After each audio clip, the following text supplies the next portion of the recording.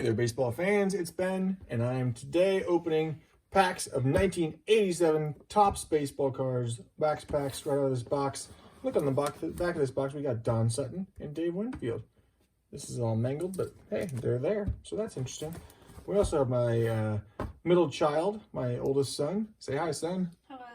He's gonna open some of these packs too, and this time I won't even make him eat the gum. So there you go, boy. Open them on camera here for all of our friends. And you know what I'm looking for in here really is the Nolan Ryan. Mark McGwire. Yeah, Mark McGwire has a pseudo rookie in this pack. Let's not throw the gum everywhere, but there's a Mark McGwire pseudo rookie in this pack, meaning it's not his official rookie because in 1985, Topps said there was his Baseball USA card that's officially his rookie card. But this would be his first card as a standard set after he reached the majors. So far, we got not a whole lot of anything. Robbie Thompson rookie card, but that's okay because no one cares. Wait, did you ever notice those hats? What the heck? Can you believe they actually wore hats like that? Like that was the hat they wore for the Pirates. That is the worst hat. It is, but the thing is, it's actually not the worst hat. It's a bad hat, but not the worst. Look at that! Hold on, the first one, the first pack. You pulled out that Mark McGwire we were just talking about.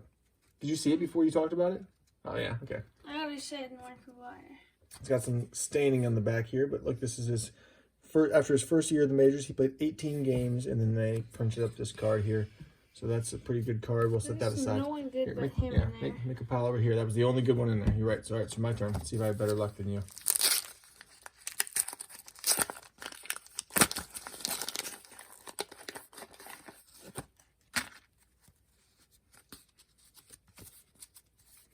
Rick Aguilera. Look at that. Look at his face on that. I don't know why it strikes me as so funny, but that face looks funny to me. Buddy Biancalana. That might be the guy that we searched. You want to look up him? We'll put him aside, and maybe he'll be a maybe for us. Another weird Buddy hat. Biancalana. Yep, there's Bob Walk. Can you think of a worse name for a pitcher than Bob Walk? I bet you he wishes it was Bob Strike. Oh. There's Tony Arms with his flip-up glasses. Looking pretty cool.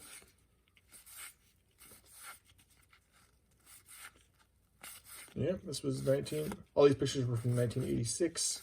This is what people looked like. Better pack Yeah, we had nothing in that one. This is what people looked like in 1986. Can you believe it? I was 5 years old. When these cards came out, I was 6 years old. All these pictures are from the 1986 season, which is why I say that. You were a long time from being born. What do you think of the wood border on these? It's become a very iconic design. Like, there's never really been anything like it. Why did they choose a wood border? No one knows. I guess it does kind of allude to the fact that people play baseball with wooden bats. Maury Wills, let's just pull that one aside for now. It's not that good, but it's something. Carly Strumsky, the Yaz. Every good Boston Red Sox fan should know the Yaz. So far, this has been a little disappointing. Yeah. I think I blame you. You opened a bad pack too. Well, I'm about to turn our fortunes around right now. Look, Dave Winfield right in the back here. Hall of Famer, Dave Winfield. But first we have Gene Mouch, the angry-looking manager. Oil Can Boyd, that dude, was on drugs almost the entire time he played. Poor guy. Oh, Jim Rice, that's a great card. Look how many years he played for the Red Sox. A lot. Oral Hershiser, there was a time when he really mattered, and then he kind of fell off. Wait, how did he not get kicked from the league if he was on drugs the whole time? Because he hit it well. Or, not really. And there's that Dave Winfield we talked about.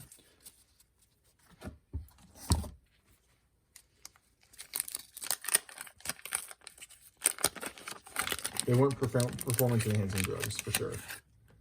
Or just like... They were hard drugs. Like, mess you up drugs.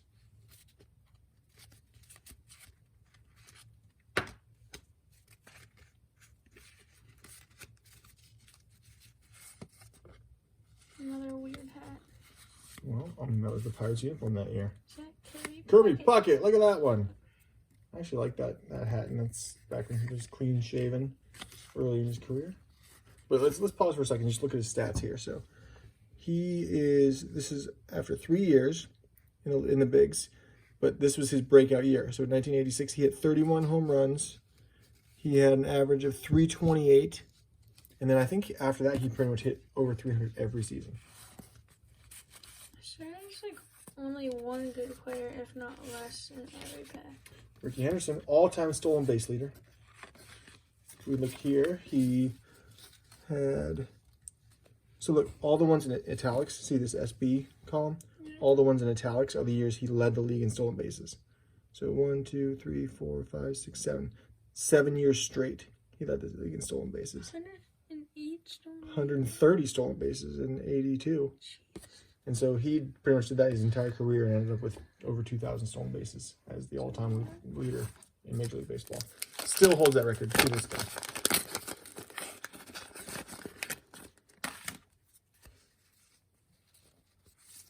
Gene Michael. There was a time when managers just looked angry all the time, I guess. That was their thing. There's Dwight Gooden. He was a great pitcher, and look, you can see it in his stats early on. And then drugs, cocaine. Got him all messed up and got him in trouble, and his performance suffered. And I feel like a lot of the time outfielders are like very good hitters. Pete Rose. So at this time, he's actually the player and manager of the Red Sox, which doesn't happen at all anymore. Or the Reds, not the Red Sox. Oh, Pete Rose. He's a player? He's one of the greatest hitters of all time. To call him Charlie Hustle. And he was always getting on base and always finding a way to score and get on base. Problem with him, he would be in the Hall of Fame, except for he was banned from baseball for life because he was betting on the games he was playing in. How dumb is that? I mean, he's making tons of money, clearly doesn't need the money, or at least shouldn't need the money, and just does something stupid like bets on baseball and gets banned for life. Wait, did he purposely lose or like? No, but you can't bet on baseball games when you're a player. Yeah, Darryl Strawberry, also a great player with some drug problems. He had drug problems? He and Dwight Gooden were kind of in the same boat a little bit. Ozzie Smith. Now, there's a stand-up player. He was just a good guy, played for the Cardinals nearly his entire career. Started off with the Padres, shortstop. He used to come out and do a backflip almost every game to start the game. I didn't know that Darryl Strawberry had drug problems, too. Yeah. Sad state of affairs. And Steve Sack. He just played a lot of saxophone. That's not true. But he was in the Simpsons softball episode. Remember that? Yes, I have seen that.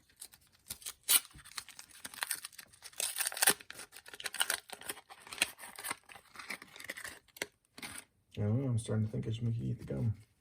No. There's another Pete Rose manager. Just put him in the pile. Yeah, put him in the pile. Honey.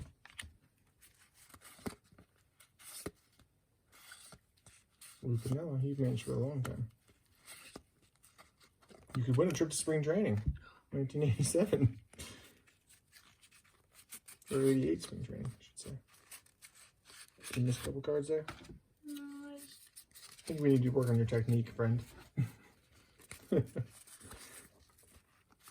Ruben Sierra, he was a great hitter, but steroids. Of course. Oh, look at this! The card of the day. Nolan Ryan, one of my favorites of all time. One of the 4 players that I collect. If you can squeeze your eyeballs into the see his stats, see how many times he led the league in strikeouts. 381 strikeouts in one season, 367. I mean, just remarkable. Ended up with over 5,000 strikeouts. The only player in history to ever do that.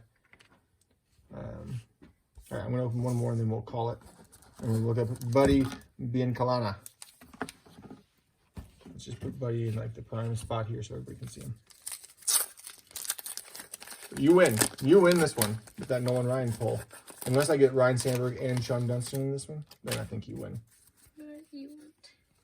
Well, maybe I will. Have some faith, son. Mike Diaz. Yeah, that's a nice looking manager. He's smiling. They're all super old though, aren't they? Yeah.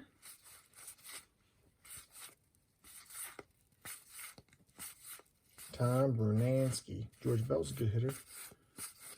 But it's not really, it's really not George, it's Jorge. So you'll see some cards are actually spelled with a J. I think he's from the Dominican. Let's just double check that. Yeah, from Dominican Republic. There you go. So he spoke Spanish. All right, we're looking up Buddy Biancalana, who played more seasons than I would have thought. He has been employed as a bartender, it says here. I don't know why that would say that, but there you go. So let's see what Buddy's got to tell us here.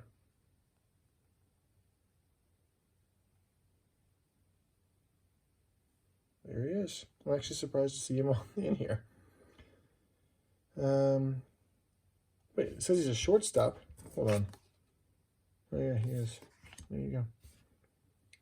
Played for 2 teams. Played for the Royals and the Astros. Played from 1982 to 1987. So this is actually his last season. He hit 205 average for his career. He played 311 games in the bigs. But he was a World Series champion in 1985. Good for him. Blah, blah, blah, blah, blah. High school. Became a bartender. Oh, he was a bartender before that. Oh. Very weird. Starting shortstop. He also was a former field manager of the Amarillo Diaz of Independent United League Baseball. Yep. Infield coordinator for the Devil Rays. And was manager. So he made a career out of baseball. And he co-wrote The 7 Secrets of the World-Class Athlete, a book.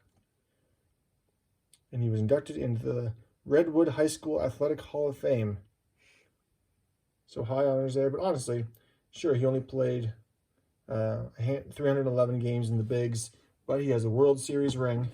Got to spend the rest of his life playing baseball. After being he could have been a bartender his whole life, or he could go to the big show and, you know, be seen on a baseball card 35 years later. So pretty good. Hats off to you, buddy. And the rest of you, we will see you next time. Say bye. Bye.